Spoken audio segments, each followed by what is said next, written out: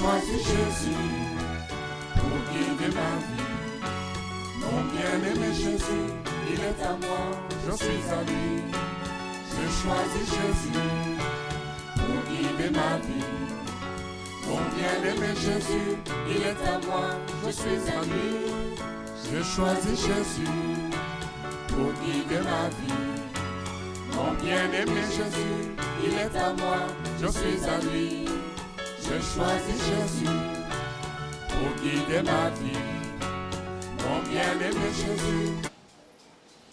Gloire à Dieu. Merci Seigneur pour cette opportunité d'étudier ta parole. Malgré la température, Seigneur, élevée, et nous avons une pensée, Seigneur, dans la prière pour nos frères et sœurs qui se réunissent aussi dans des conditions difficiles parfois, à Marrakech, au Maroc, à Fès, dans des températures élevées, en Arabie Saoudite, en cachette, en Chine, dans les grottes. Certains sont obligés de prier dans les conteneurs en Érythrée, en Éthiopie. Et il y en a qui se cachent dans les toilettes dans certains pays pour prier, Seigneur. La bonne nouvelle, Seigneur, c'est que tu es là, malgré tout, malgré les conditions. Et c'est ça le plus important. À toi la gloire, la louange pour cette étude biblique que nous te demandons, Papa, de conduire par ton esprit au nom de Jésus. Amen. Voilà, nous continuons notre étude Béréen l'explorateur. Nous en sommes à l'histoire de David dans 2 Samuel, chapitre 15. Nous connaissons le contexte, c'est que finalement, Absalom, après avoir tué son frère et été en exil, il est de retour et il insiste pour que David le reçoive. Et David finit par céder grâce à un stratagème élaboré par Joab, son général, qui, comme on l'a dit précédemment, est passé d'idolâtre de David à un conseiller subtil, à une sorte de manipulateur de David. Voilà, c'est ce qu'on avait expliqué la dernière fois. On avait dit, attention, au début, l'idolâtre est comme soumis à son idole, mais après, c'est l'idolâtre qui va définir comment son idole va être, qui va être comme la personne qui manipule l'idole. C'est pourquoi nous devons veiller à ce que nos relations avec les autres soient des relations dans la vérité et non pas parce que nous les épatons avec un talent quelconque. Voilà, nous continuons maintenant au chapitre 15. Les conséquences du péché de David continuent à se faire sentir et c'est ce qu'on va voir dans le chapitre 15. Après cela, Absalom se procura un char et des chevaux, et 50 hommes qui couraient devant lui. Il se levait de bon matin et se tenait au bord du chemin de la porte. Et chaque fois qu'un homme ayant une contestation se rendait vers le roi pour obtenir un jugement, Absalom l'appelait et disait : « De quelle ville es-tu ? » Lorsqu'il avait répondu : « Je suis d'une telle tribu d'Israël. » Absalom lui disait : « Vois, ta cause est bonne et juste, mais personne de chez le roi ne t'écoutera. » Absalom disait : « Qui m'établira juge dans le pays ? Tout homme qui aurait une contestation et un procès viendrait à moi, et je lui ferai justice. » Et quand quelqu'un s'approchait pour se prosterner devant lui, il lui tendait la main, le saisissait et l'embrassait. Absalom agissait ainsi à l'égard de tous ceux d'Israël qui se rendaient vers le roi pour demander justice. Et Absalom gagnait le cœur des gens d'Israël. Au bout de 40 ans, Absalom dit au roi : « Permets que j'aille à Hébron pour accomplir le vœu que j'ai fait à l'Éternel. Car ton serviteur a fait un vœu pendant que je demeurais à Guéshur, en Syrie. J'ai dit : si l'Éternel me ramène à Jérusalem, je servirai l'Éternel. » Le roi lui dit : « Va en paix. » Et Absalom se leva et partit pour Hébron. Absalom envoya des espions dans toutes les tribus d'Israël pour dire « Quand vous entendrez le son de la trompette, vous direz « Absalom règne à Hébron ».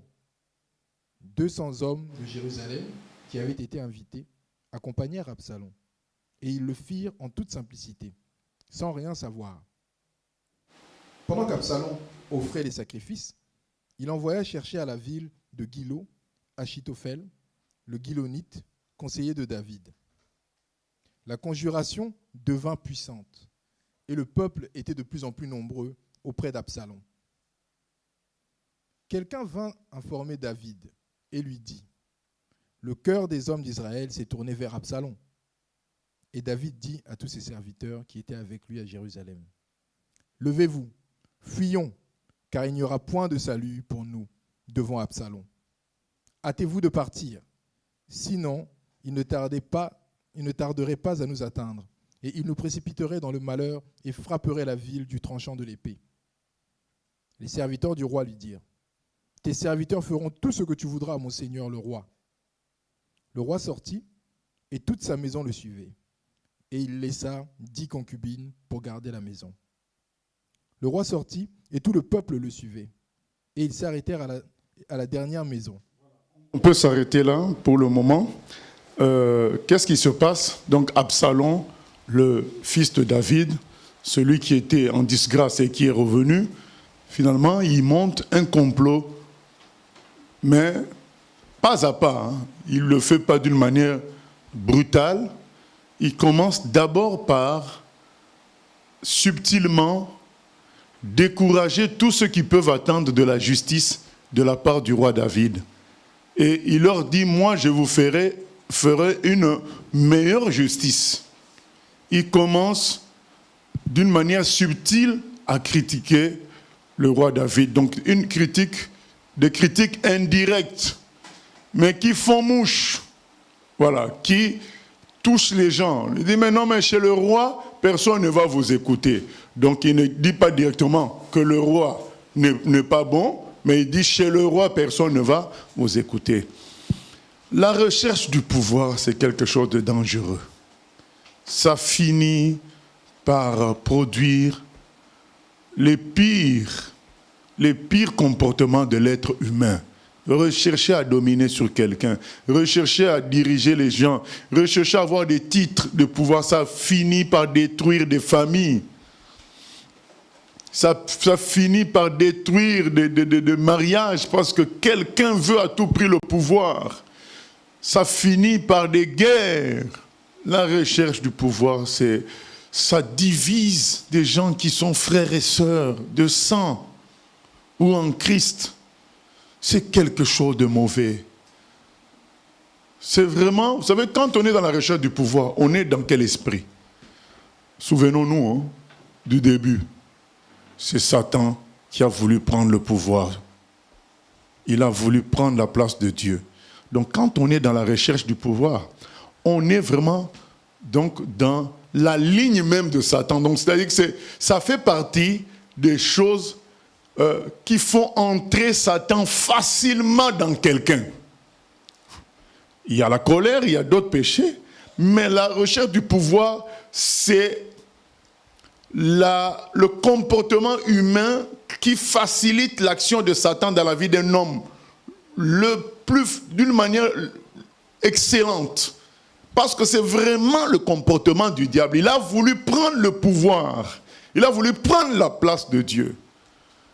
Et beaucoup d'humains continuent avec cette affaire-là de vouloir prendre la place de l'autre. Tu veux prendre la place des parents. Tu veux prendre la place de ton grand frère. Tu veux prendre la place de ta grande sœur. Tu veux prendre la place du pasteur. Tu veux prendre la place du prédicateur.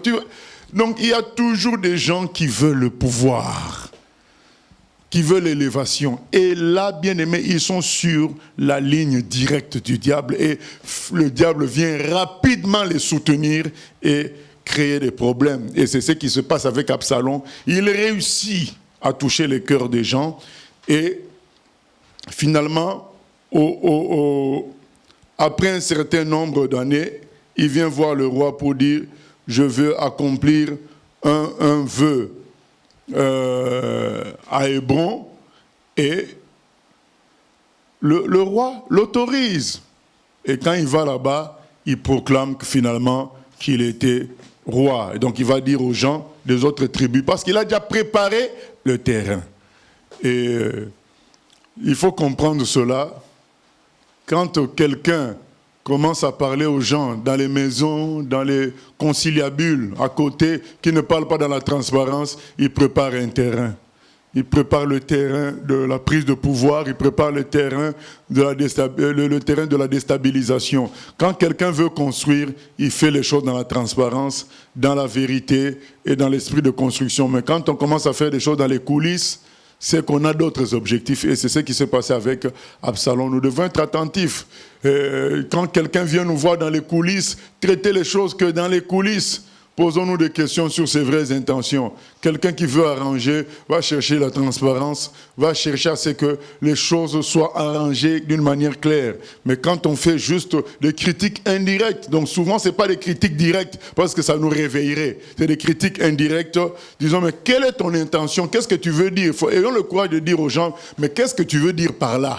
Voilà. Quand les gens sont dans des critiques indirectes, posons-leur la question, qu'est-ce qu'ils veulent dire complètement? Qu'on ne soit pas dans l'indirect, qu'on soit dans le direct. Voilà. Et c'est ce que Absalom faisait. Et finalement, il réussit à gagner le cœur du peuple, gagner le cœur des gens du peuple. Et quelqu'un vient informer David et lui dit, le cœur des hommes d'Israël s'est tourné vers Absalom. Et David dit à tous ses serviteurs qui étaient avec lui à Jérusalem, levez-vous, fuyons, car il n'y aura point de salut pour nous devant Absalom. Hâtez-vous de partir, sinon il ne tarderait pas à nous atteindre et il nous précipiterait dans le malheur et frapperait la ville du tranchant de l'épée. Qu'est-ce que ça veut dire, cette réponse de David? Ça veut dire que David connaissait bien son fils.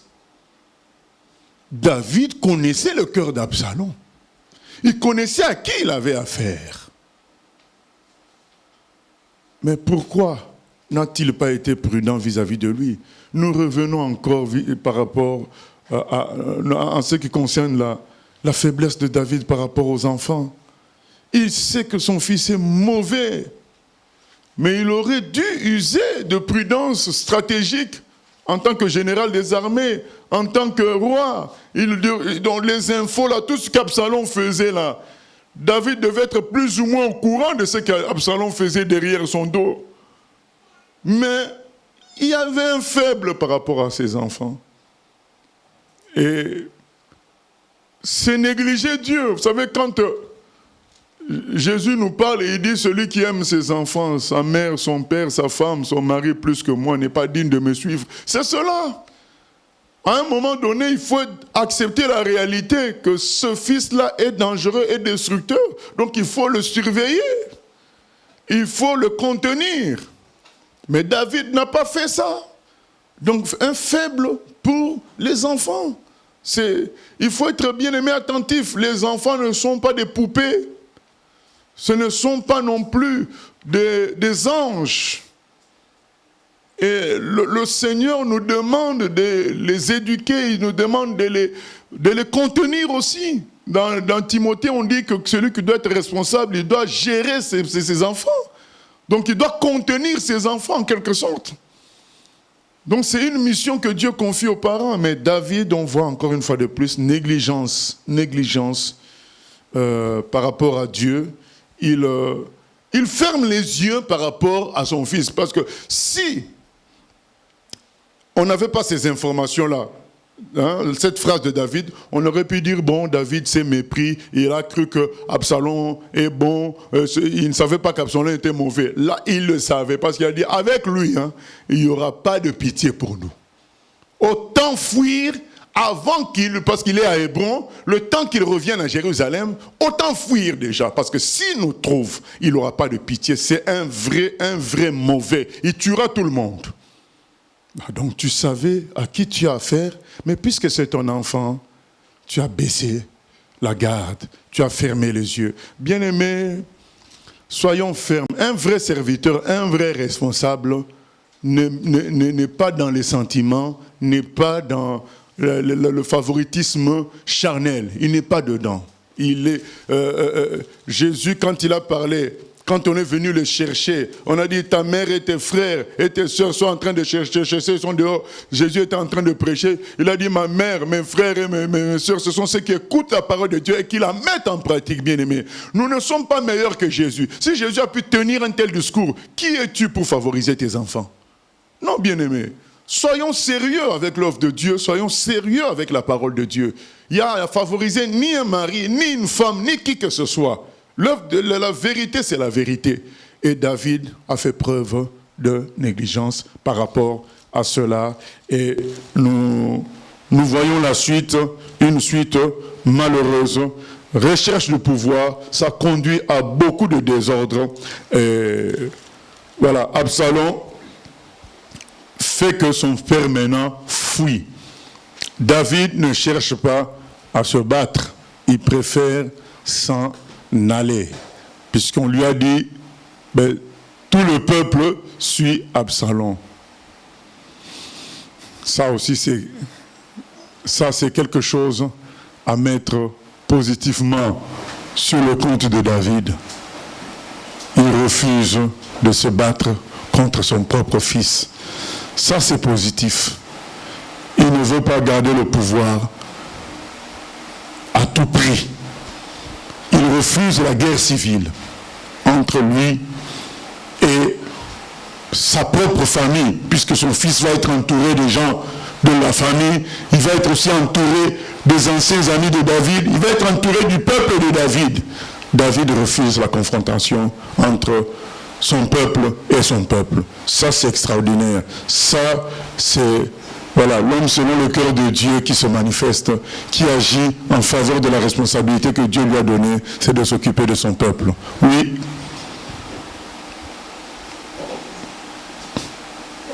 Oui, pasteur.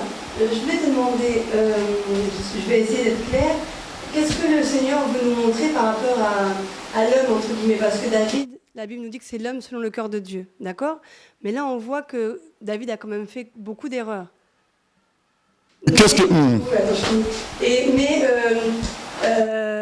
Qu'est-ce qu'on doit comprendre? Parce que David, il avait vraiment une véritable communion avec le Seigneur, il aimait Dieu, tout ça.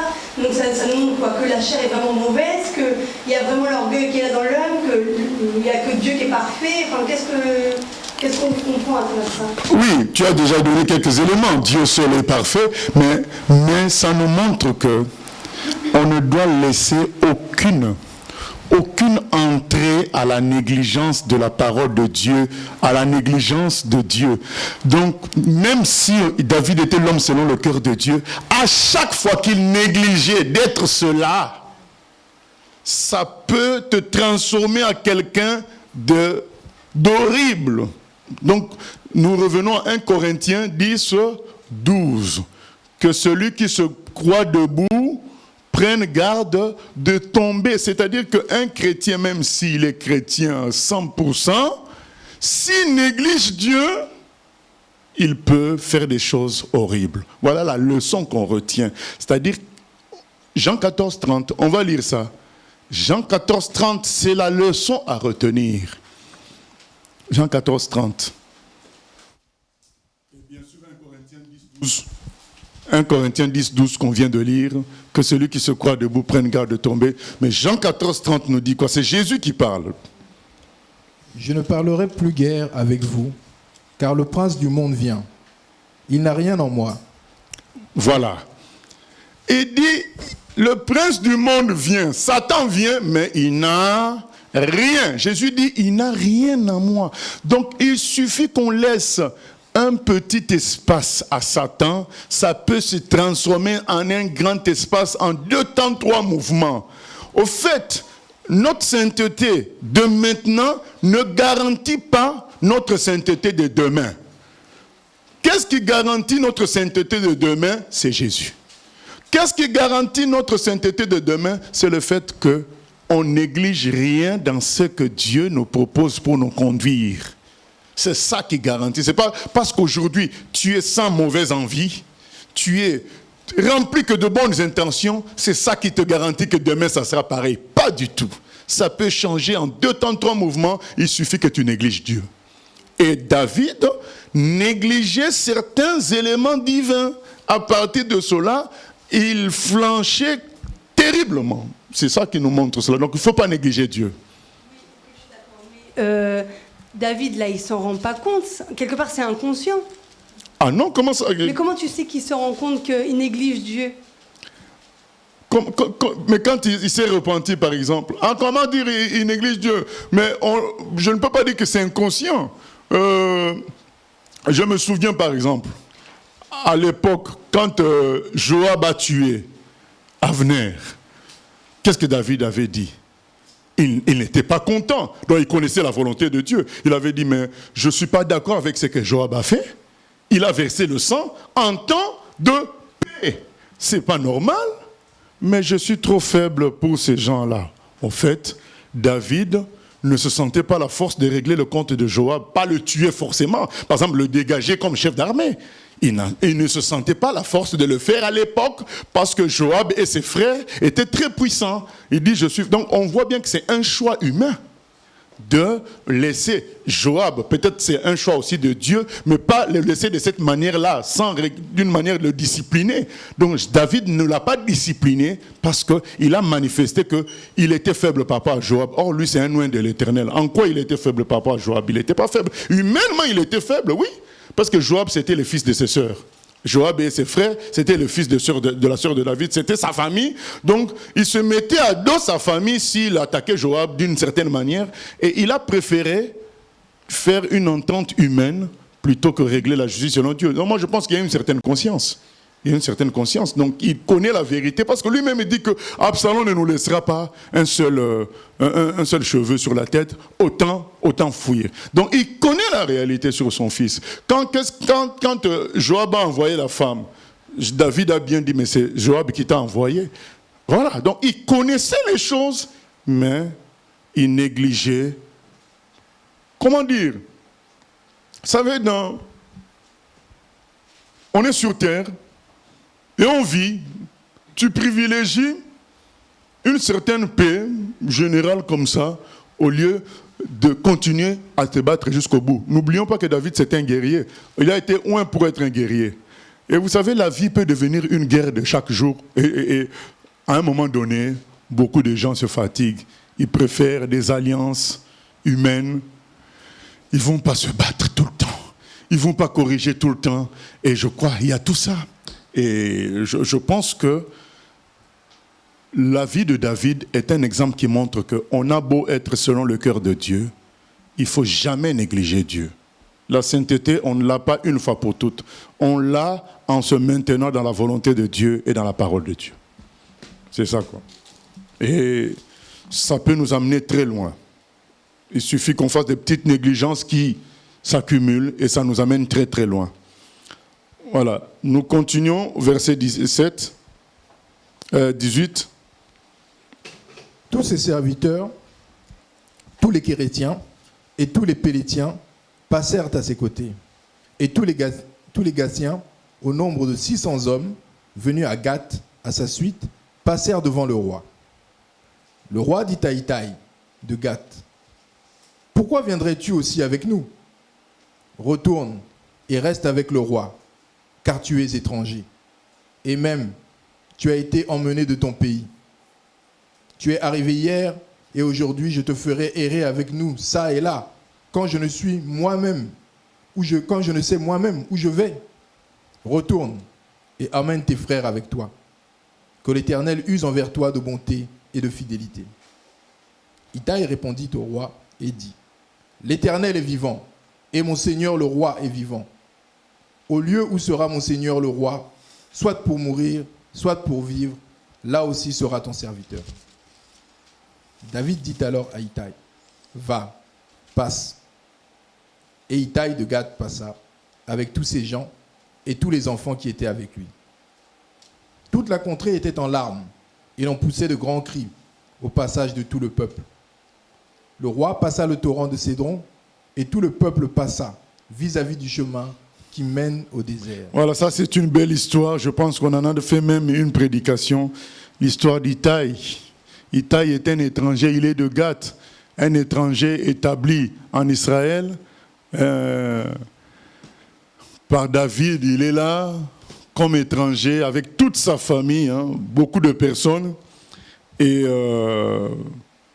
il est écrit que et les Pélétiens passèrent à ses côtés. Et tous les Gatiens, donc les gens de Gath, au nombre de 600 hommes venus de Gath à sa suite, passèrent devant le roi. Donc ils étaient 600 hommes avec femmes et enfants.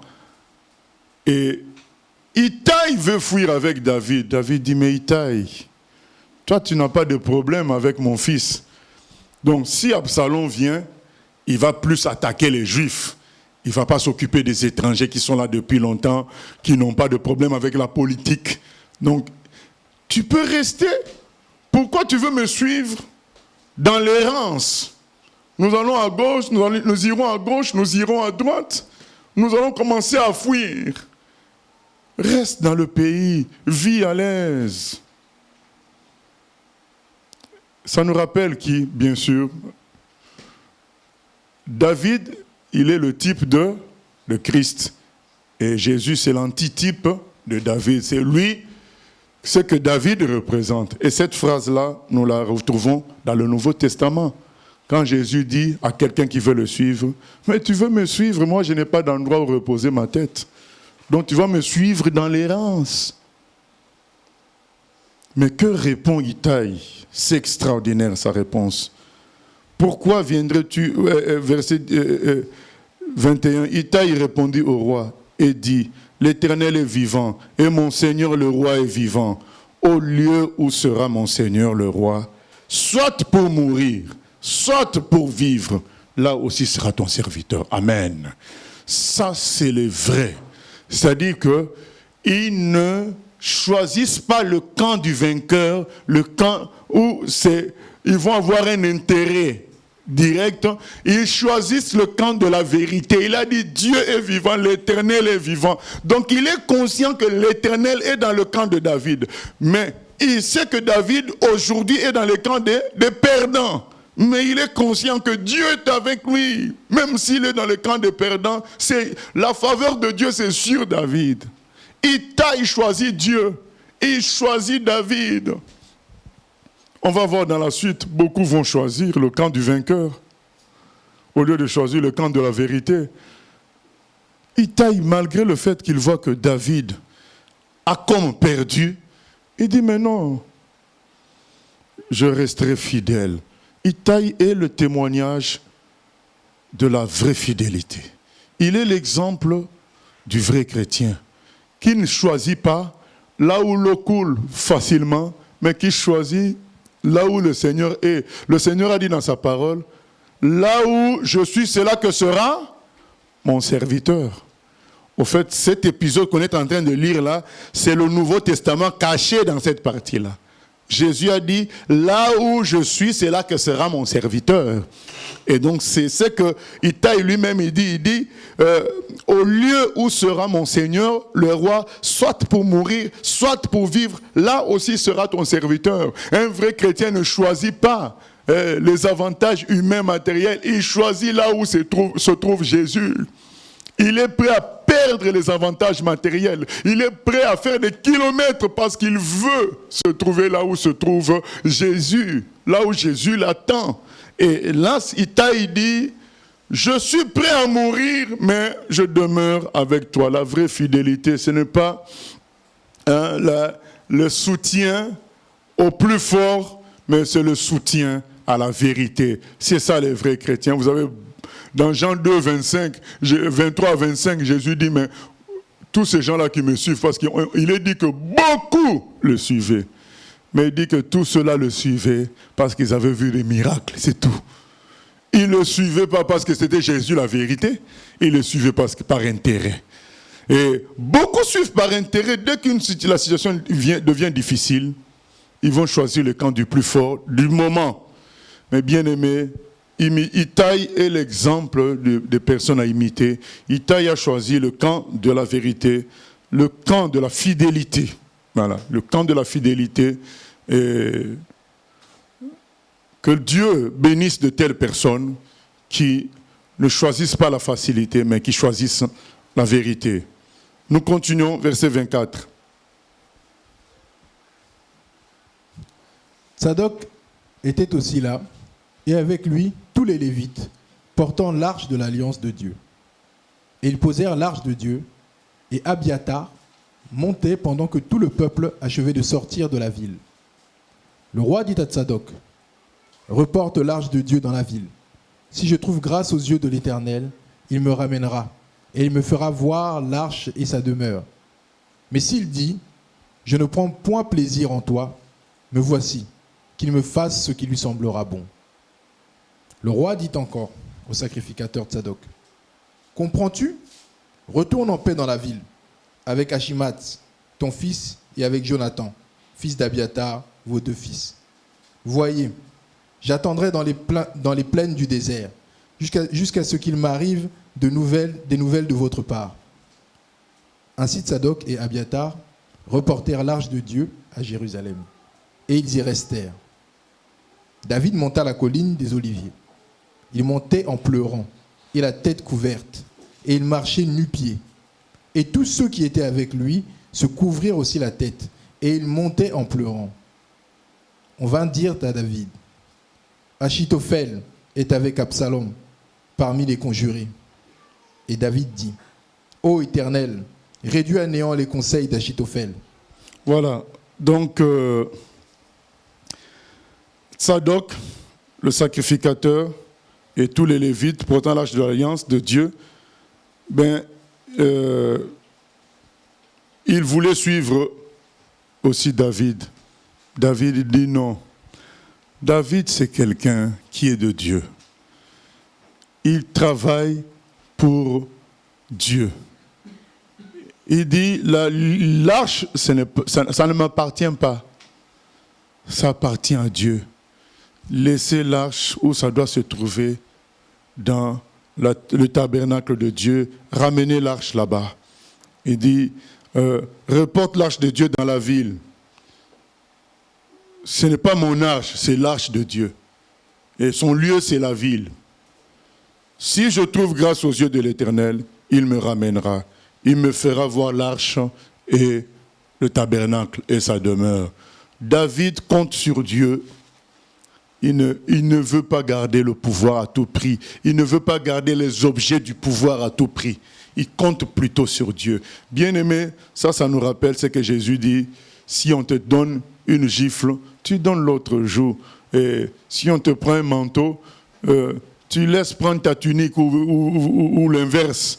C'est pour dire, on ne doit pas chercher à garder à tout prix les avantages, les éléments du pouvoir. On ne doit pas lutter pour ça. On doit laisser le Seigneur combattre à notre place.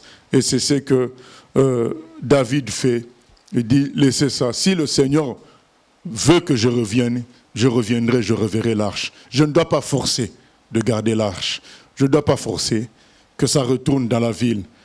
Et il donne un conseil aux autres, il dit, allez, retournez. Verset 28, j'attendrai dans les plaines du désert jusqu'à ce qu'il m'arrive des nouvelles de votre part. Donc il les laisse aussi comme ces éléments. Là maintenant il devient sérieux. Vous voyez, donc c'est des choses qu'il devait faire quand Absalom est revenu, mais il n'a pas fait ça. Et là maintenant il le fait. Il envoie des gens surveiller maintenant. Il dit, mais voilà, restez là, surveillez les mouvements de ce monsieur-là et vous me préviendrez par rapport pour me tenir au courant de la situation. Et verset 30, c'est triste. David monta la colline des Oliviers. Il montait en pleurant et la tête couverte. Et il marchait nu-pieds. Et tous ceux qui étaient avec lui se couvrirent aussi la tête. Et il montait en pleurant. En pleurant, il suivait. Vous savez, c'est ça, les vrais amis. Ils ne sont pas là que lorsqu'il y a la joie, il y a la gloire, il y a la victoire. Ils sont là parce que ils savent que Dieu est là. Dieu est avec toi. Ils sont là parce qu'il y a quand même une vraie relation qui vous lie. Ce n'est pas la relation d'intérêt ni de partage de pouvoir, mais une vraie relation de vérité. Et c'est ça qui fait que ces gens-là, qui pouvaient peut-être rester, ils préfèrent suivre David dans les pleurs et les gémissements. Et il y a maintenant ce que j'appelle combat spirituel de haut niveau. Qu'est-ce qui se passe? Il est écrit au verset 31, on vint dire à David, Achitophel est avec Absalom. C'est-à-dire qu'un grand conseiller de David, Achitophel, est parmi les complotistes, parmi les conjurés. Et David dit, ô Éternel, David prie, réduis à néant les conseils d'Achitophel. Bien-aimé, là, ça devient, on est maintenant dans la haute dimension. Quand on est dans la haute dimension, c'est la prière qui va faire la différence et la parole de Dieu. C'est ce qu'on va voir dans la suite. David sait qui est Achitophel. Il dit, si cet homme-là parle, il va donner des conseils terribles et ça va être la destruction d'Israël, ça va être ma destruction. Il dit, Seigneur, détruis le conseil d'Achitophel. Vous savez, le combat spirituel, c'est reconnaître que Dieu seul est vainqueur, il est tout puissant. Le combat spirituel, ce n'est pas nous qui sommes forts. Allez, on va faire ceci, on va faire cela. Non, le combat spirituel, c'est qu'on va faire appel à Dieu. Ils ont vaincu à cause du sang de l'agneau, c'est ça. Le combat spirituel, ce n'est pas que c'est moi qui suis fort, mais je vais faire appel à Dieu. Les choses vont se régler au niveau du ciel. C'est ça le combat spirituel. Il y a une question? Non? Ok. Nous continuons au verset 32. Lorsque David fut arrivé au sommet, où il se prosterna devant Dieu, voici, Hushai, l'Archien, vint au-devant de lui, la tunique déchirée et la tête couverte de terre. David lui dit, « Si tu viens avec moi, tu me seras à charge. Et au contraire, tu anéantiras en ma faveur les conseils d'Achitophel. Si tu retournes à la ville et que tu dises à Absalom, « Ô roi, je serai ton serviteur. Je fus autrefois le serviteur de ton père, mais je suis maintenant ton serviteur. » Les sacrificateurs Tsadok et Abiatar ne seront-ils pas là avec toi? Tout ce que tu apprendras de la maison du roi, tu le diras aux sacrificateurs Tsadok et Abiatar. Et comme ils ont là auprès d'eux leurs deux fils, Achimat, fils de Tsadok, et Jonathan, fils d'Abiatar, c'est par eux que vous me ferez savoir tout ce que vous aurez appris. Hushai, ami de David, retourna donc à la ville et Absalom entra dans Jérusalem. Voilà un ami de David, un conseiller de David, Hushai, parce que le roi, les présidents ont souvent plusieurs conseillers. Et un autre qui s'appelle Hushai, il veut suivre David. David lui dit non, si tu me suis, tu augmentes le nombre de gens dont je dois m'occuper. Vaut mieux rester là-bas, dire à Absalom que tu es venu me servir, tu es venu le servir lui, et ainsi tu pourras détruire les conseils d'Achitophel. Donc parole contre parole, nous sommes dans le niveau spirituel. David dit, Achitophel a des conseils terribles. Toi, Hushai, tu vas maintenant en mon nom détruire ses conseils. Achitophel puise, je ne sais pas sa puissance de qui, est-ce de Dieu, au début, et que finalement il a transformé ça en puissance personnelle. Toujours est-il que ses conseils étaient puissants, il fallait un combat spirituel pour nuire au conseil d'Achitophel. Nous sommes, vous allez le voir, c'est l'un des plus grands combats spirituels de la Bible. Achitophel contre Hushai. Dieu contre le diable. Donc on va voir ça là, oui. Oui, question Internet.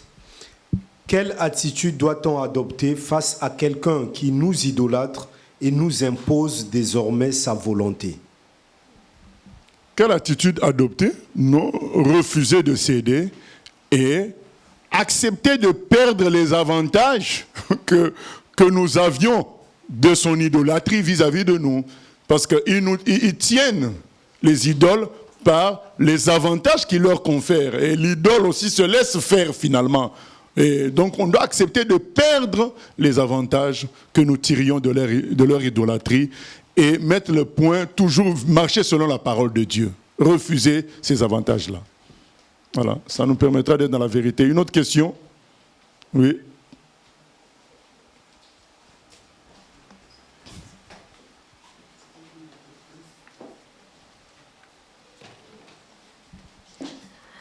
Pasteur, je voulais juste savoir concernant ce qu'on vient de lire, est-ce qu'on peut savoir si le Seigneur a béni l'action de David, d'envoyer cette personne chez le roi?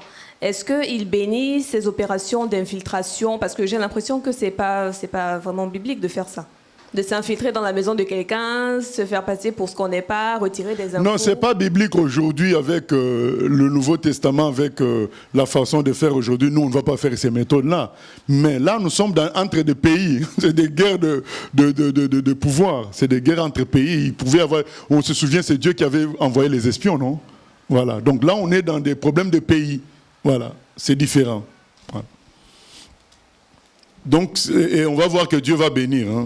Donc, on continue. Donc, c'est vraiment l'un des plus grands combats spirituels de la Bible.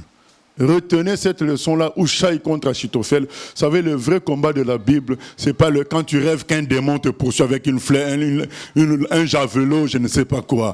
Non, le vrai combat, c'est la parole. Que dit l'autre? Et qu'est-ce que moi je réponds? C'est ça. Et je réponds comment? Par mon instruction ou bien par la puissance révélatrice du Saint-Esprit à travers la prière. C'est à travers la puissance du Saint-Esprit qui vient de la prière qu'on va voir la parole qu'on va dire qui va bloquer l'autre. Donc quand ils viennent voir Jésus, ben on fait comment? On paye l'impôt ou pas, César? Jésus dit, donnez-moi la pièce. Quelle est l'image qui a l'image de César? Ben, rendez à César ce qui est à César et à Dieu ce qui est à Dieu. Ces gens-là étaient bloqués. Jésus est sorti vainqueur. On a piégé Jésus de plusieurs manières comme ça. En disant, mais voilà, tes disciples, ils ne jeûnent pas, ils font ça. Jésus dit oui. Tant que l'époux est avec eux, pourquoi ils vont jeûner? On dit, mais qu'est-ce qu'il est parti faire ces hachés? Un pécheur. Oui, le médecin cherche les malades. Jésus avait toujours la réponse qui triomphait des artifices du diable.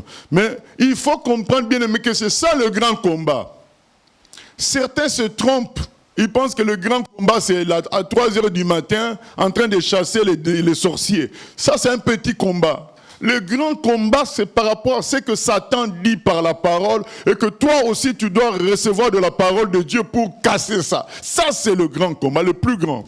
Et c'est ce à quoi nous sommes en train d'assister. David dit, tu rentres là-bas.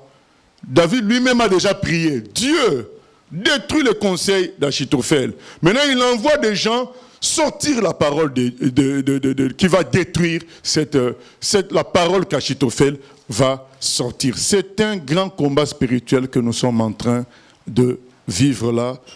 Nous allons voir la suite. Retenons, le grand combat spirituel, c'est à travers la prière et les paroles. Quelles paroles tu vas dire?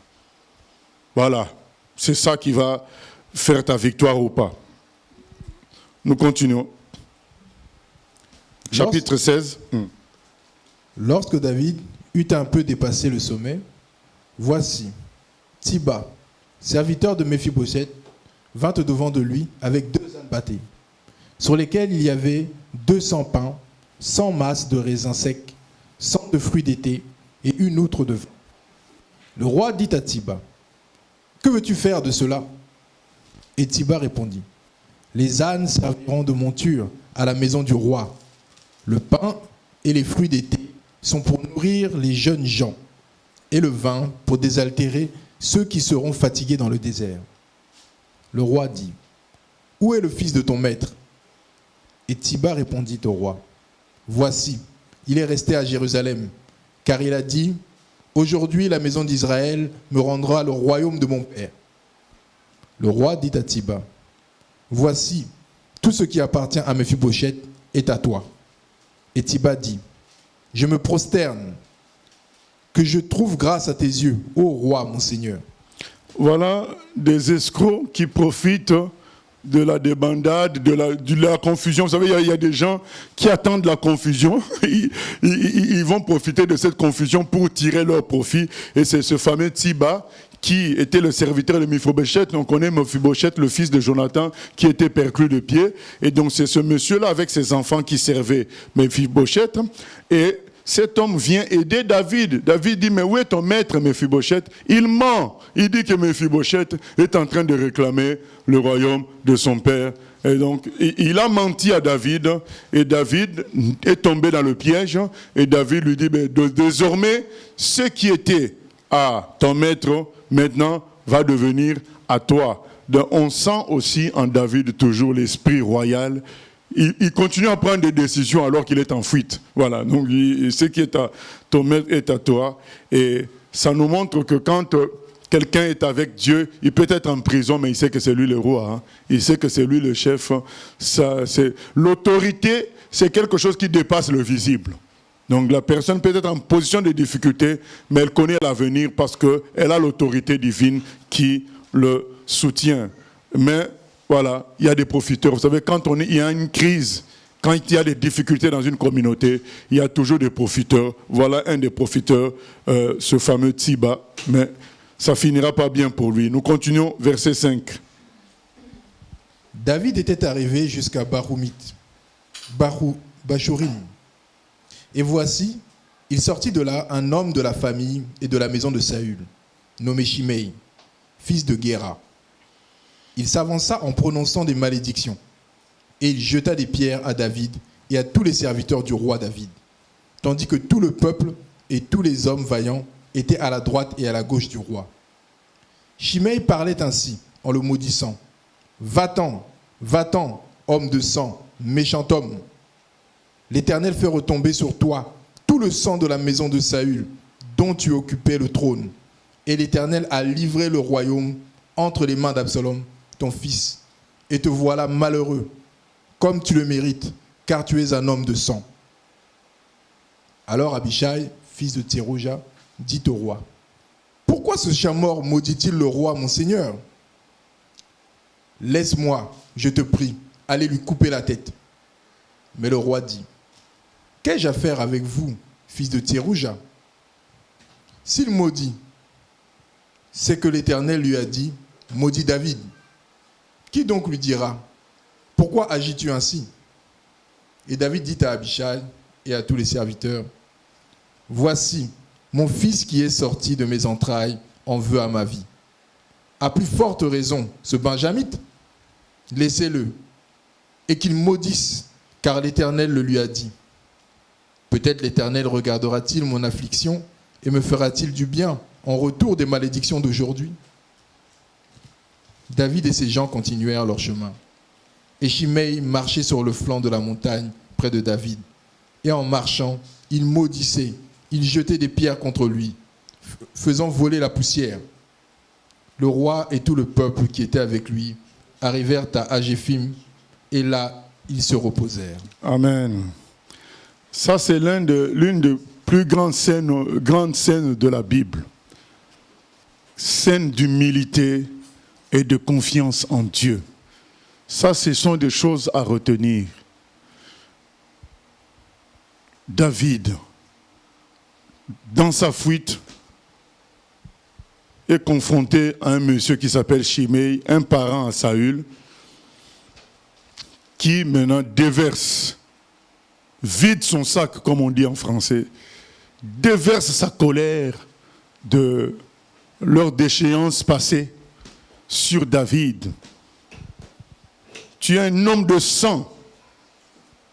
Dieu fait retomber sur toi le sang de la maison de Saül, dont tu occupais le trône. Et l'Éternel a livré le royaume entre les mains d'Absalom, ton fils.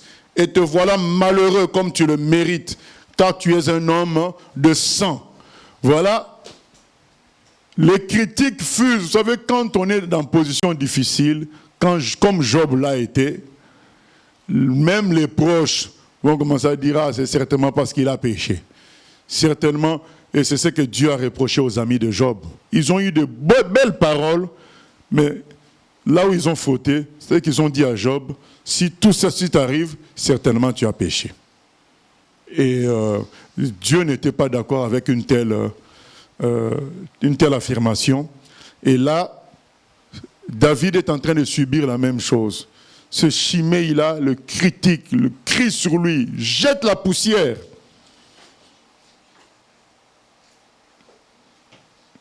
Qu'est-ce qui est écrit? Jeta des pierres à David et à tous les serviteurs du roi David. Vous imaginez Shimei, il est tout seul. Hein? Mais David est environ avec 1000 hommes, plus de 1000 hommes. Mais lui, il ose les affronter, il est tout seul. Mais quand tu vois les choses comme ça, qu'est-ce que tu vas faire? Le raisonnement zéro humain, hein, j'appelle ça un raisonnement zéro, c'est de tuer cet homme-là, c'est de dire, mais tiens, c'est ce qu'Abishai dit, mais cet homme n'est qu'un chien, il est tout seul, il ose nous affronter, on est plus de 1000, on va le tuer. David a dit, oh, mais il faut que vous ayez du discernement, il est tout seul, s'il ose nous injurier comme ça, c'est Dieu qui l'a envoyé, c'est Dieu qui permet. Pourquoi répondre à ça? Vous-même, vous venez de dire, c'est Abishai qui dit quoi? Pourquoi ce chien mort, maudit-il le roi? Abishai lui-même dit, c'est un chien mort. Je vous donne un conseil, bien-aimé. Ne répondez pas à tous les critiques. Parfois, il y a des chiens morts qui vont nous critiquer. Ils sont déjà morts. Pourquoi nous allons les suivre dans leur mort? Pour aller nous battre, injurier face à un chien mort. C'est déjà un chien mort. Laissez-le, c'est ce que David dit. Mais laissez-le puisque c'est un chien mort. Laissez-le critiquer. Nous n'avons pas à répondre à tout ce qu'on entend sur nous. Les inventions, les méchancetés, les calomnies. Les gens vont dire, ah, comme on raconte, j'ai appris dernièrement que quelqu'un dit, mais ils sont dans les maisons parce qu'ils n'ont pas pu payer le loyer de la salle. Donc ne suivons pas tout ça. Toi, occupe-toi de l'œuvre de Dieu. Continue ton chemin. Tu vas répondre, ah mais non, non. Et si on n'a pas pu payer le loyer, ben, c'est Dieu. Ils attaquent nous ou ils attaquent Dieu? Nous, on sert Dieu. Donc s'ils disent ça, ben, ils attaquent Dieu lui-même qui est incapable de payer le loyer.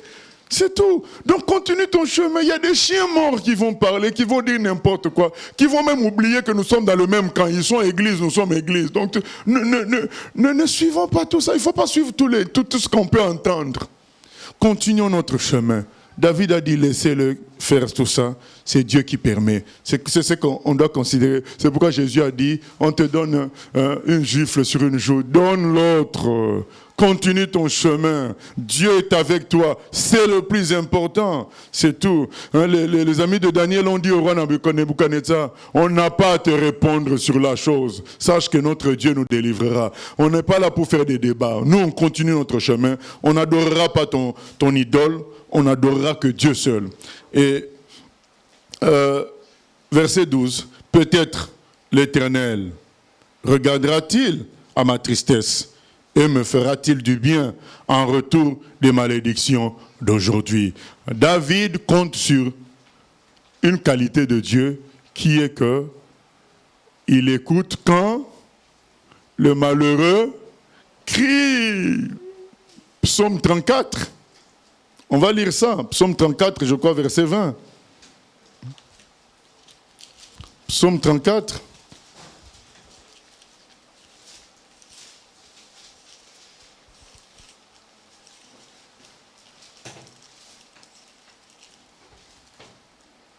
Non, c'est pas ça, c'est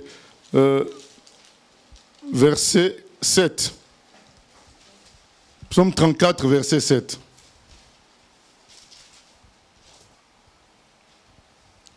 Quand un malheureux crie, l'Éternel entend et il le sauve de toutes ses détresses. Il y a une qualité de Dieu qui est que il est attiré par le malheur des gens. Contrairement à ce que l'on peut penser. Quand quelqu'un est malheureux, il attire Dieu. Quand quelqu'un souffre, il attire Dieu. David connaît Dieu. Il sait que si je me mets en position de souffrance, c'est là qu'il va intervenir. Il dit, bon, En retour de tout ce que les gens disent là, moi je ne réponds pas. Je veux être celui qu'on écrase. Dieu ne supporte pas qu'on écrase les autres. Il va intervenir. Amen. C'est ça la stratégie. On est en train de t'écraser, laisse-toi écraser. Tu attires l'intervention de Dieu. Voilà. Question. Question Internet. Donc David demande à son serviteur, demande à son conseiller de mentir en disant que finalement il vient servir son fils. N'est-ce pas compter sur lui-même plutôt que de compter sur Dieu, le fait qu'il le fasse mentir? On ne peut pas dire qu'il compte sur lui-même parce qu'il a prié avant. Il a dit, Dieu détruit les conseils d'Achitophel. Maintenant, il envoie le serviteur pour détruire ce conseil. Mais comment le serviteur là va entrer? Il va se présenter comme un bon ami du roi, du nouveau roi, bon, si je peux l'appeler roi. Il va se présenter comme un bon ami d'Absalom. Mais c'est mentir, mais ça ne veut pas dire qu'il compte sur lui-même. Il est dans la stratégie de guerre. Il est dans la stratégie de guerre. C'est comme quand les espions sont partis à Jéricho. Ben, ils n'ont pas dit ils ne se sont pas dévoilés. Ah, mais nous sommes des espions. Non, mais ils se sont cachés. Et la femme, quand on est venu chercher les espions, elle a dit qu'ils n'étaient pas là. Donc, ils n'ont pas dit que c'est... Voilà, là, nous sommes dans un mélange entre les guerres humaines et quand même l'intervention de Dieu au milieu de tout ça. Voilà. Nous ne devons pas chercher à ce que ça se passe comme aujourd'hui, alors que nous avons toute la révélation divine. Nous ne devons pas demander aux gens de l'Ancien Testament de se comporter comme nous-mêmes. Jésus l'a dit, quand il a parlé de divorce, il a dit, Moïse vous a donné la lettre de divorce, autorisé le divorce parce que vos cœurs étaient durs. Mais aujourd'hui, nous avons le Saint-Esprit, nous pouvons vivre sans divorcer. Voilà, donc nous ne pouvons pas demander aux gens de l'Ancien Testament de vivre comme nous qui avons reçu Jésus aujourd'hui. Donc là, nous sommes dans des stratégies humaines, mais dans ces stratégies humaines, Dieu est quand même là. Voilà. Ok, nous continuons. Absalom et tout le peuple, les hommes d'Israël, étaient entrés dans Jérusalem. Et Achitophel était avec Absalom. Lorsque Hushai, l'Archien, ami de David, fut arrivé auprès d'Absalom, il lui dit, « Vive le roi, vive le roi !» Et Absalom dit à Hushai, « Voilà donc l'attachement que tu as pour ton ami ? Pourquoi n'es-tu pas allé avec ton ami ?» Hushai répondit à Absalom, « C'est que je veux être à celui qu'ont choisi l'Éternel et tout ce peuple et tous les hommes d'Israël. Et c'est avec lui que je veux rester. D'ailleurs, qui servirai-je? Ne sera-ce pas son fils? Comme j'ai servi ton père, ainsi je te servirai. » Absalom dit à Achitophel, « Consultez ensemble. Qu'avons-nous à faire ?» Et Achitophel dit à Absalom, « Va vers les concubines que ton père a laissées pour garder la maison. Ainsi tout Israël saura que tu t'es rendu odieux à ton père, et les mains de tous ceux qui sont avec toi se fortifieront. » On dressa pour Absalom une tente sur le toit, et Absalom alla vers les concubines de son père aux yeux de tout Israël. Les conseils donnés en ce temps-là par Achitophel avaient autant d'autorité que si l'on eût consulté Dieu lui-même. Il en était ainsi de tous les conseils d'Achitophel, soit pour David, soit pour Absalom. Voilà, le grand maître Achitophel. Donc lui, quand il conseillait, c'est comme si on a consulté Dieu lui-même. Un homme puissant, spirituellement. Alors, est-ce qu'il y a eu mélange entre le don de Dieu et la puissance diabolique? Ou bien il était dès le départ puissant diabolique? On ne sait pas. Il y a beaucoup de choses qui ne sont pas claires pour nous. Dieu seul connaît tout, mais toujours est-il que c'était un homme puissant en parole, et ça existe. Des gens, le diable a des paroles. On a vu comment il a fait tomber Adam, par la parole. Est-ce que Dieu a dit ceci? Est-ce que le diable sait faire tomber les gens par la parole? Il est très fort. Donc il y a des paroles puissantes qui peuvent venir du camp des ténèbres et qui donnent du succès.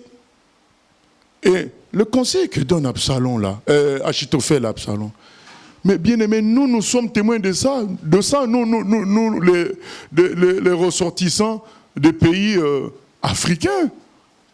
Les dictateurs ont l'habitude de prendre les femmes des ministres, les femmes des opposants politiques, afin de dominer sur eux. On ne connaît pas le lien total spirituel qu'il y a dans cette affaire, mais c'est une chose que nous, avec notre âge, nous avons vu et revu. C'est ce qui se passe. On lui dit, prends les femmes de David, c'est ça qui va te donner une puissance spirituelle au-dessus de lui, au-dessus des gens qui l'entourent. Donc, et le peuple te considérera grand, puisque tu as pris carrément les femmes de ton père. Il y a rupture, c'est toi vraiment le nouveau roi, parce que tu as pris les femmes de son père. Voilà, et c'est un conseil que nous, on peut certifier comme étant puissant, parce que nous avons vécu ça avec les dictateurs africains, et ça continue à se faire encore pour dominer sur les politiciens. Ben, les dictateurs, ils prennent leurs femmes. Ils prennent parfois aussi les femmes des anciens présidents. Il devient président, il prend la femme de l'ancien président. On ne sait pas comment, mais dans le monde spirituel, ça a un impact. Et ça donne la puissance à ces gens-là. Et comme le dit la note, c'est que le conseil d'Achitophel était très, très, très puissant. Voilà. Il était très puissant. Et ça, je peux vous dire que c'était un conseil puissant. Et c'est ce que Absalom a pratiqué au vu et su de tout le monde, afin de se hisser au-dessus de David. Mais jusque-là, vous savez, le roi des stratégies, c'est qui? C'est Dieu lui-même. Il te regarde. Fais tes stratégies. Mais lui va venir avec son marteau, une fois pour toutes. On continue. Chapitre 17. Achitophel dit à Absalom, « Laisse-moi choisir 12 000 hommes. Je me lèverai et je poursuivrai David cette nuit même.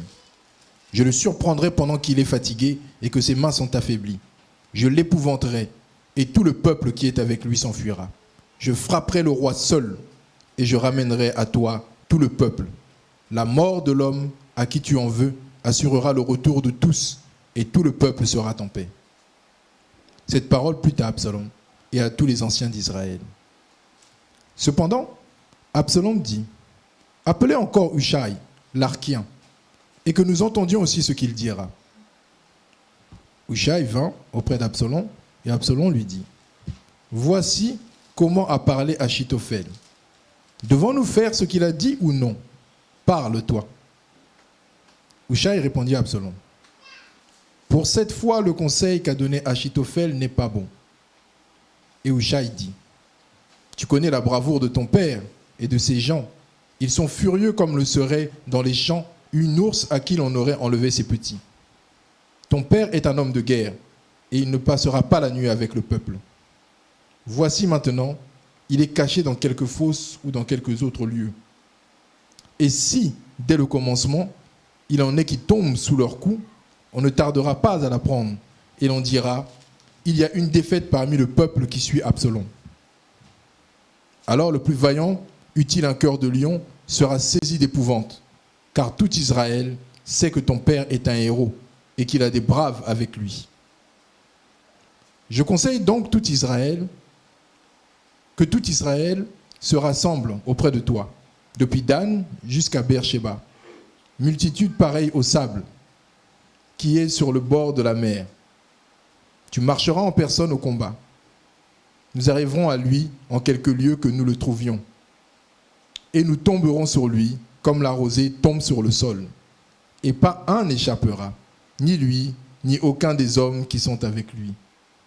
S'il se retire dans une ville, tout Israël portera des cordes vers cette ville, et nous la traînerons au torrent, jusqu'à ce qu'on ne trouve plus une pierre. » Absalom et tous les gens d'Israël dirent, « Le conseil de Hushai l'Archien vaut mieux que le conseil d'Achitophel. » Or, l'Éternel avait résolu d'anéantir le bon conseil d'Achitophel afin d'amener le malheur sur Absalom. Amen, amen. Donc Dieu est plus fort. Dieu est plus fort. sincèrement, le conseil de Achitophel est le meilleur. Il dit, maintenant qu'ils sont faibles, ils sont en train de fuir. On doit les attaquer. Maintenant, ils ne sont pas encore organisés. Tu me donnes 12 000 personnes. Et on va se concentrer sur David. On le tue, lui. Et puis, du coup, puisque le peuple va voir que David est mort, les gens vont se battre pour qui? Puisqu'il est déjà mort. Ils vont revenir tranquillement après toi, Absalom. C'était un très bon conseil. C'était la meilleure stratégie pour vaincre David. Mais vous savez, quand Dieu se mêle de quelque chose,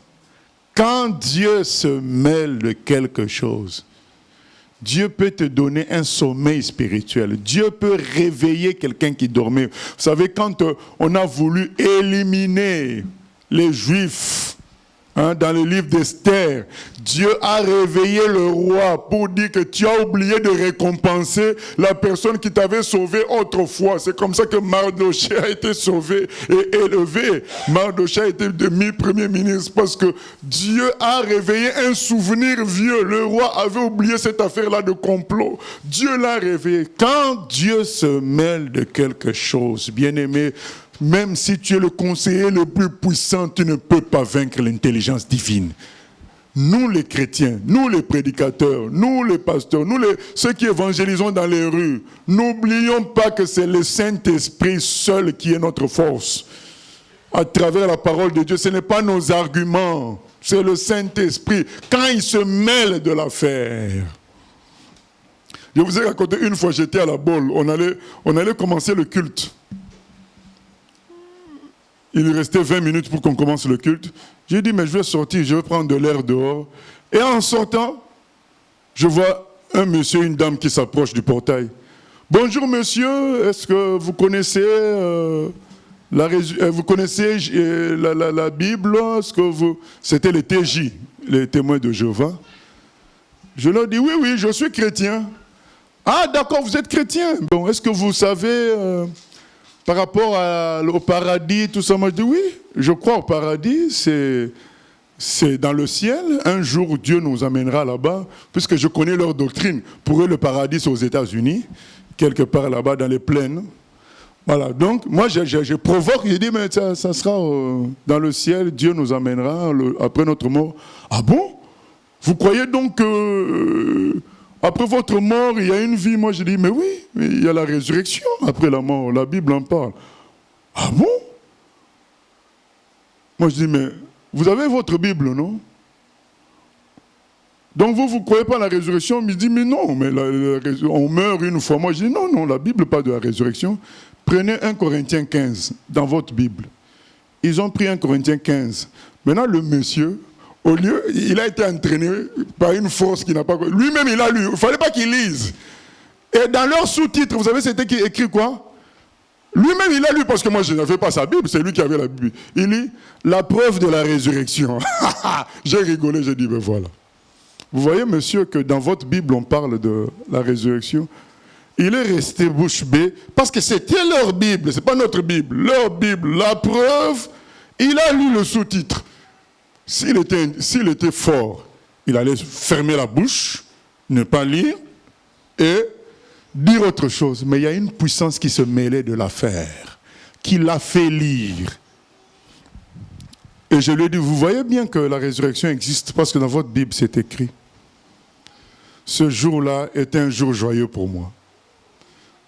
Parce que le Saint-Esprit s'est mêlé des affaires. Parce que c'est lui qui a fait que cet homme lise. Sinon, il pouvait ne pas lire pour me créer des problèmes. Il a lu. Quand Dieu se mêle, tu as beau être l'homme le plus intelligent, tu vas échouer.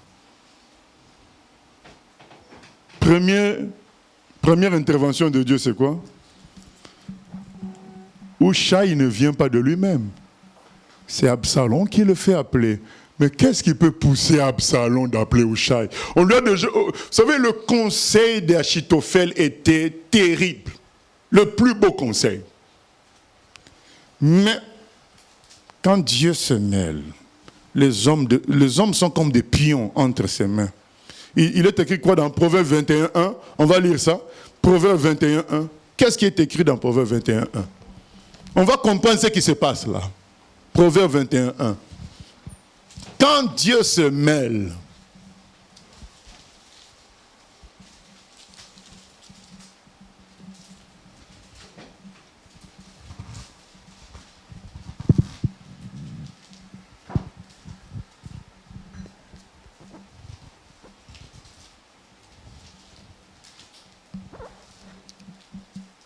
le cœur du roi est un courant d'eau dans la main de l'Éternel.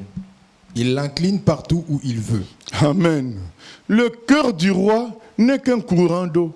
Même le plus grand roi du monde, son cœur n'est qu'un courant d'eau dans les mains de Dieu.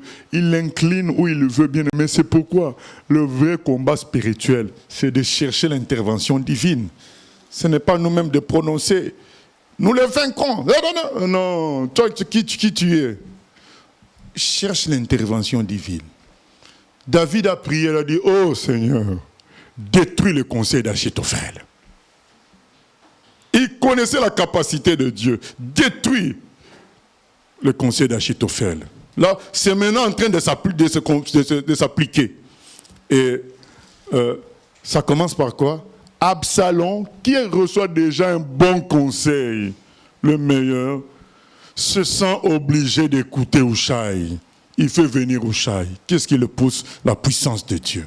Hushai dit ton conseil. Hushai dit, mais cette fois-ci, voilà la stratégie.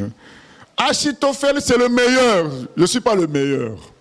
Le meilleur, c'est Achitophel. Vous savez, bien aimé, habituons-nous à laisser les autres gagner la bataille d'être le meilleur. Tu viens humblement, tu dis, moi je ne suis pas un bon conseiller, mais humblement, je pense que le conseil d'Achitophel n'est pas le bon. Mais si tu viens déjà avec ton orgueil, Dieu ne peut plus agir.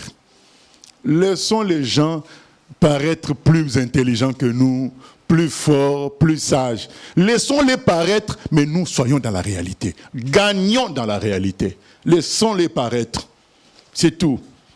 Mais nous, vous savez, comme quand Jésus allait chez Zachée, les gens ont dit non. Oh, quand même, lui il aime beaucoup manger. Il va vraiment manger chez Zachée? Il va chez un pécheur? Ils ont dit n'importe quoi. Est-ce que Jésus a réagi? Jésus est parti à manger. Et à la fin de ça, qu'est-ce qui s'est passé? Zachée s'est converti. Qui a gagné? Jésus, lui, il a pris une âme, il l'a amené au ciel. Vous parlez. Gagnez la bataille des journaux. Laissez-les gagner la bataille des journaux. Nous, on fait le travail, on sauve les âmes. C'est ça qui compte. Et il dit, bon, Achitophel, c'est le meilleur. Mais cette fois, quand même, il y a un problème. Parce que tu sais, ton père, il est fort. Là, maintenant, ils sont en colère. Si on les attaque maintenant avec leur colère, ils risquent de réagir comme une ours blessée. Et ça peut faire des dégâts dans ton camp. Et ils détournent les choses. Il dit, nous devons concocter un plan qui nous donne une victoire à coup sûr. Vous savez, comme l'homme aime le contrôle, aime l'homme les choses à coup sûr. Pas de perte. À coup sûr, on va gagner. On réunit toutes les tribus de Dan à Beersheba. Donc, de Dan, c'est le nord, Beersheba, c'est le sud. Donc, on réunit toutes les tribus de Dan à Beersheba. On est nombreux et on va le suivre partout où il va être. Et on va détruire, et lui et tout le monde qui est avec lui ne peuvent pas nous résister au nombre qu'on sera. Là, c'est une victoire à coup sûr. Et c'est toi-même qui prendras la tête du combat. Le type s'est senti élevé. Ah, je vais prendre la tête du combat, je vais gagner. Et il est écrit, Absalom et tous les gens, verset 14, dirent, le conseil de Hushai, l'Archien, vaut mieux que le conseil d'Achitophel. Peut-être que Dieu s'est mêlé de ça. Or, on nous dit, l'Éternel avait résolu d'anéantir le bon conseil d'Achitophel. Donc c'était le bon conseil, c'est ça. Mais Dieu l'a anéanti, parce qu'il est tout puissant. C'était le meilleur conseil, mais Dieu l'a anéanti. Il en est capable, afin d'amener le malheur sur Absalom. Nous écoutons les questions. Question Internet. On voit que David était prêt à perdre son pouvoir. Il n'y était pas accroché. Le Seigneur nous demande aussi de ne pas nous accrocher aux choses de la terre, mais tout en nous invitant à demander aussi selon ce qu'il est écrit, demandez et vous recevrez. Comment est-il possible de désirer quelque chose tout en le considérant comme perte? Non.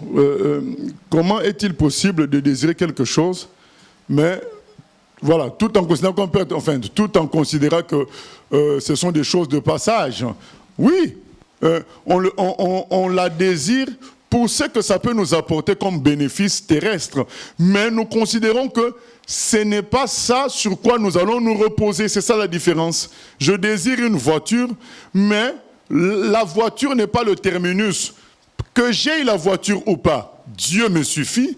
Mais si je pouvais avoir la voiture, ça me ferait du bien. Maintenant, la preuve que je ne m'accroche pas à la voiture, même quand je ne l'ai pas, je suis quand même heureux.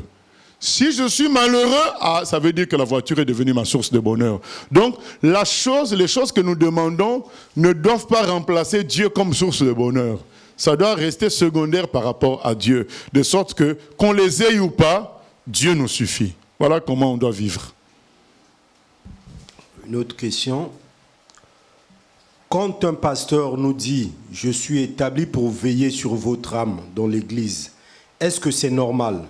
Et de faire une offrande spéciale pour briser la pauvreté, comme le manque d'argent, de mariage ou de matériel. Pourquoi une offrande spéciale? Bon, que Dieu ait établi les pasteurs, les conducteurs pour veiller sur nos âmes, c'est dans la Bible, c'est dans Hébreux 13, 17. On peut lire ça, Hébreux 13, 17. Donc, il a établi les conducteurs, pas seulement un seul homme. Donc, il y a des bergers, des conducteurs dans chaque assemblée. Il les a établis pour ça. D'ailleurs, ancien veut dire gardien, évêque, épiscopo. Donc, ça veut dire gardien. Donc, les anciens sont des gardiens. Ils sont là pour veiller sur le troupeau du Seigneur. Hébreux 13, 17. Obéissez à vos conducteurs et ayez pour eux de la déférence, car ils veillent sur vos âmes, comme devant en rendre compte. Qu'il en soit ainsi. On continue. Afin qu'ils le fassent avec joie et non en gémissant, ce qui ne vous serait d'aucun avantage. Voilà, donc c'est biblique, mais pas que ça devienne une source de chantage pour dire aux gens je garde vos âmes, alors faites... Non, ça c'est du faux chantage. Et par contre, les offrandes, là, c'était les offrandes pourquoi? Pour briser la pauvreté. C'est des escrocs. Voilà. Comme donc, le manque d'argent, de mariage et de matériel. Non, mais c'est des grands escrocs. Si c'était comme ça, depuis longtemps, les chrétiens seraient riches. Hein. Donc, alors qu'aujourd'hui, les païens nous dépassent de loin. Ils ont des grandes chaînes de télévision, ils ont des milliards. Donc, c'est faux tout ça. Dieu ne nous demande pas de chercher l'argent. Il est écrit dans 1 Timothée 6, 9, ceux qui cherchent à s'enrichir tombent dans le piège. C'est faux tout ça. Le Seigneur dit, l'or et l'argent lui appartiennent. Nous devons nous confier en lui, il s'occupera de nous. Voilà, ça c'est de l'escroquerie. Donc, nous continuons, verset 15. Hushaï dit aux sacrificateurs, Tsadok et Abiatar, Achitophel a donné tel et tel conseil à Absalom et aux anciens d'Israël. Et moi j'ai conseillé telle et telle chose. Maintenant, envoyez tout de suite informer David et faites-lui dire, ne passe point la nuit dans les plaines du désert, mais va plus loin, de peur que le roi et tout le peuple qui est avec lui ne soient exposés à périr. Jonathan et Achimath se tenaient à En-Rogel. Une servante vint leur dire d'aller informer le roi David, car il n'osait pas se montrer et entrer dans la ville. Un jeune homme les aperçut et le rapporta à Absalom. Mais ils partirent tous deux en hâte, et ils arrivèrent à Bachurim, à la maison d'un homme qui avait un puits dans sa cour, et ils y descendirent. La femme prit une couverture qu'elle étendit sur l'ouverture du puits, et elle y répandit du grain pilé pour qu'on ne se doutât de rien. Les serviteurs d'Absalom entrèrent dans la maison auprès de cette femme et dirent, « Où sont Achimath et Jonathan ?» La femme leur répondit, « Ils ont passé le ruisseau. » Ils cherchèrent et ne les trouvant pas, ils retournèrent à Jérusalem. Après leur départ, Achimath et Jonathan remontèrent du puits et allèrent informer le roi David. Ils dirent à David, « Levez-vous et hâtez-vous de passer l'eau, car Achitophel a conseillé contre vous telle chose. » David et tout le peuple qui était avec lui se levèrent et ils passèrent le Jourdain. À la lumière du matin, il n'y en avait pas un qui fût resté à l'écart, pas un qui n'eût passé le Jourdain. Achitophel, voyant que son conseil n'était pas suivi, sella son âne et partit pour s'en aller chez lui, dans sa ville. Il donna ses ordres à sa maison et il s'étrangla. C'est ainsi qu'il mourut et on l'enterra dans le sépulcre de son père. Voilà, bien aimé, mais pourquoi il se suicide? Pourquoi il se suicide? Parce qu'il est en esprit. C'est un homme spirituel dans le camp négatif. Mais il est spirituel. Lui, il sait ce qui s'est passé. Les gens voient une lutte de conseil, mais lui, il est dans l'esprit. Il voit une lutte entre les démons et l'esprit de Dieu, les démons et les anges. Lui, Achitophel était en esprit. Il connaissait la puissance de son conseil. Il connaissait d'où ça venait. Et les autres, ils voient comme ça, ils voient une lutte entre deux conseillers. Non, c'était une lutte terriblement spirituelle. Vous savez, quand nous prêchons la parole, nous sommes en lutte spirituelle. C'est un vrai combat. Vous savez combien de fois nous recevons parfois les gens en entretien. Il y a des gens, tu les reçois en entretien, tu commences à dormir pendant l'entretien. Parce que la personne a des problèmes. Ces problèmes-là, il y a des esprits qui sont dans ces problèmes-là, des esprits de mort. Et donc, tu es en contact, toi tu veux donner des conseils, mais ces conseils-là, donc on est déjà déplacé dans le monde spirituel. Toi tu es dans le physique, tu ne vois rien, mais l'entretien là que nous appelons entretien, c'est déjà parti dans le monde spirituel. Nous, on ne le sait pas. D'où vient le sommeil? Quand l'entretien finit, tu n'as plus sommeil. Ça vient des esprits que la personne a amenés. Ces problèmes sont spirituels. Et le conseil que toi, tu vas te donner, c'est une épée aussi spirituelle. La parole que nous allons dire, frère, crois en tel verset, crois en tel verset. On est déjà dans le combat spirituel. Le combat spirituel, ce n'est pas seulement prier, nous taillons les démons, je ne sais pas comment. Non, c'est guerre de parole, guerre de prière. En prière. Donc la personne vient, commence à exposer ses problèmes. Vous savez, il y a des gens, tu finis l'entretien, toi-même tu te retrouves en colère contre Dieu. Tu te mets en colère contre Dieu parce que les choses que la personne t'a dites t'ont poussé à te mettre en colère contre Dieu. La personne ressort fortifiée, toi, tu restes, toi le conseiller, abattu, parce que tu viens de vivre un combat spirituel, mais tu t'en rends pas compte. C'est un combat spirituel, les entretiens. C'est pourquoi il faut être dans le Seigneur à 100%. C'est pas tout le monde qui peut recevoir les gens, donner des conseils. Mais non, mais tu vas toi-même abandonner la foi, tu ne comprends pas d'où ça vient. Parce que c'était des combats spirituels. Il faut prier. Et le monsieur il se suicide parce qu'il sait. Qu'est-ce qui s'est passé en esprit? En esprit, il a perdu. Il le sait. En esprit, vous allez dire, mais c'est juste un conseil qu'on n'a pas suivi. Pourquoi il se suicide? Mais lui, il connaît les conséquences. Qu'est-ce qu'il savait maintenant? Qu'on n'a pas suivi son conseil. Il a su quoi? Que quelqu'un réponde. Il a su quoi? Du moment qu'on ne l'a pas suivi son conseil, il a su quoi? Que Dieu était dans l'affaire, d'accord, mais autre chose qu'il a su par rapport au problème lui-même. Par rapport au problème lui-même. Le conseil, c'était par rapport à quoi? Voilà. Il a su quoi du moment qu'on n'a pas suivi son conseil? Il a su quoi? Parce que, souvenez-vous, c'est quoi le conseil? C'est par rapport à quoi? Oui, il a perdu l'autorité, encore plus. Parce que souvenez-vous du conseil, il y a un conseil, il est donné par rapport à une situation. Donc il a su quoi? Puisque lui, il a donné, pardon? Que David allait gagner. Lui, il a su qu'on n'a pas suivi son conseil. David va gagner. Et quand David allait gagner, ça allait finir quoi? Par quoi? C'est qu'on le tue, lui. Alors il se donne la mort déjà en avance. Lui, il a su que c'est fini. Il a su que c'est fini. Vous savez, certains chrétiens perdent les combats Parce qu'ils ne savent pas ce que ressentent les gens des ténèbres. Parfois, les gens des ténèbres, ils savent déjà que c'est fini parce qu'eux, ils ont des yeux spirituels, ils ont vu le monde spirituel. Dieu leur a déjà montré, petit, c'est fini pour vous. Et le chrétien continue toujours à trembler, alors que le combat est déjà fini. C'est pourquoi, en tant que chrétien, nous devons apprendre à interpréter les signes, savoir que là, le combat est déjà fini. Là, je me souviens un jour, je prêchais, j'ai regardé les yeux d'une femme et j'ai dit à l'un de ses parents, c'est fini, ta grand-mère, elle a accepté le Seigneur. Voilà, elle n'a pas levé la main, quoi que ce soit, mais à travers ses yeux, j'ai vu que Jésus et Christ étaient dedans. C'était bon. Vous savez, beaucoup de gens, quelqu'un comme Zachée, est-ce que vous avez entendu Zachée dire, voilà, comme on fait confesser les gens, aujourd'hui, je donne ma vie à Jésus. Zachée n'a pas fait tout ça. Il a dit, je vends mes biens, je donne la moitié aux pauvres. Et tout ce que j'ai volé, eh ben, je restitue. Jésus a dit quoi? Le salut est entré dans cette maison. Et spirituellement, Dieu peut nous ouvrir les yeux. On sait que quelqu'un s'est déjà converti, c'est fini. Donc, il veut dire par là que ne t'occupe plus de ce cas-là.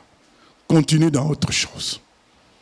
Et Achitophel savait qu'en ne suivant pas son conseil, oui, comme les uns sont intervenus, ils ont dit qu'il a perdu la bataille. Dieu est intervenu. Donc, il savait qu'il a perdu la bataille spirituelle. Et donc, s'il a perdu la bataille spirituelle, donc il a perdu aussi la bataille physique. Tout ce que vous lirez sur la télé aura été lié dans le ciel. Achitophel savait que la bataille du ciel était perdue, son conseil n'était pas suivi. Lui, il était un homme puissant spirituellement, il avait des yeux spirituels, il savait quel combat il y avait. Donc il savait que c'était fini pour lui dans le ciel. Et par conséquent, c'était fini pour lui physiquement. Autant se donner la mort pour éviter la honte de ce qu'il soit déchu de ses fonctions en public et tué honteusement. Il a préféré se donner la mort. C'est ça que j'appelle véritable combat spirituel. Prière et parole. C'est ça le combat spirituel. Que dire? Notre frère Paul nous dit, nous n'avons pas à combattre la chair et le sang. Le chrétien doit apprendre à que dire? Il doit dire, parler en fonction du Saint-Esprit. Comment réagir? On dit une phrase. Comment savoir aussi attendre? On ne t'a pas demandé de parler, ne parle pas. On n'a pas demandé à Hushai de parler, il n'a pas parlé. Il a écouté le conseil d'Achitophel, il savait que c'était le bon. Mais il pouvait sauter pour dire, attendez Absalom, attendez Absalom. Non, non. Il attendait que Dieu soit son aide. Nous les chrétiens, nous attendons notre moment. On ne se précipite pas, on attend. Et la puissance de Dieu étant là, on a fait appel à Hushai. Il a dit son conseil, ça a détruit le bon conseil. Parce que Dieu est tout puissant. C'est cela, bien-aimé. Nous allons nous arrêter là, parce que sinon, on va parler de Barzillai. Je ne veux pas passer 5 minutes à parler de Barzillai. Il faut parler beaucoup plus de temps de lui. Je préfère réserver ça à mardi passé. Il y a 2 noms qu'on devrait connaître si on est chrétien, le nom d'Itaï et de Barzillai. Voilà. Parce que c'est des noms qui nous parlent de la vie chrétienne avant le temps. Les gens qui n'ont pas encore d'enfants ou qui sont enceintes, vous avez des prénoms à donner, Itaï et Barzillai, si c'est des garçons. Voilà, c'est des gens qui ont fait l'honneur de la vérité, qui sont prophétiques par rapport au Nouveau Testament. Itaï a dit, là où tu seras, mon roi, que ce soit pour mourir, que ce soit pour vivre, je serai avec toi. Ça, c'est le Nouveau Testament. Mon serviteur est là où je suis, dit Jésus. Voilà. Soit pour mourir, l'apôtre Paul le dit, nous sommes au Seigneur, soit dans la mort, soit dans la vie. Que l'on meure, que l'on vive, que ce soit pour le Seigneur. Voilà, Itaï le dit déjà à l'avance, depuis l'époque de David. Et nous allons voir ce que Barzillai va faire dans la suite. Retenons aujourd'hui, bien-aimé, le combat spirituel. Tu dois connaître la parole et savoir laisser le Saint-Esprit parler en toi. Tu dois réagir par rapport à ce que le Saint-Esprit veut que tu dises et non pas par rapport à ton intelligence et les arguments humains que tu peux utiliser.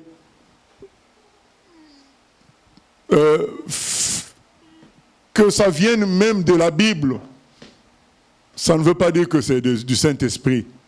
Tu peux le faire par intelligence. Parle par l'Esprit de Dieu. Parle par l'Esprit de Dieu et apprends le combat spirituel à travers la prière. Dis, Seigneur, détruis les conseils d'Achitophel. Vous savez, il y a dans nos familles parfois des diviseurs. Nous devons prier, Seigneur, détruis les paroles de ces diviseurs-là. Même dans l'église, il y a des gens qui ne construisent pas, qui divisent par leurs paroles à gauche, à droite. Seigneur, détruis les paroles des divisions. Et le Seigneur détruira ça. Comme il a fait pour Achitophel, il a détruit son bon conseil. Et les paroles des diviseurs peuvent avoir un très bon goût de miel. Mais le Seigneur est capable de les détruire malgré tout. Et sachons répondre aux gens par rapport à la parole de Dieu. Et demandons aussi l'humilité comme David, de ne pas nous accrocher à un poste, de ne pas nous accrocher à un statut. Voilà. Sachons laisser Dieu nous imposer comme pasteur dans les cœurs des gens, nous imposer comme chrétiens dans les cœurs des gens. Vous savez, les gens, il y a des gens qui vont toujours nous faire chanter « Ah, tu n'es pas suffisamment un bon chrétien parce que tu as fait ceci. Tu n'es pas suffisamment bon. » Laissons le Seigneur nous imposer dans leur cœur. Laissons les gens gagner la bataille des journaux. Nous gagnons la bataille de la réalité. Voilà, prions le Seigneur. Seigneur, nous venons prier afin que tu nous aides à agir comme David, à ne pas nous accrocher au pouvoir, à ne pas nous accrocher par rapport aux avantages que nous avons, Seigneur, mais à compter sur toi pour nous rétablir, Seigneur. Si nous avons chuté, que nous comptions sur toi pour nous rétablir, que nous ne puissions pas nous imposer, Seigneur. Aide-nous, ô Éternel, au nom de Jésus, à ne pas nous imposer dans les cœurs des gens, mais à laisser toi-même nous imposer dans leur cœur.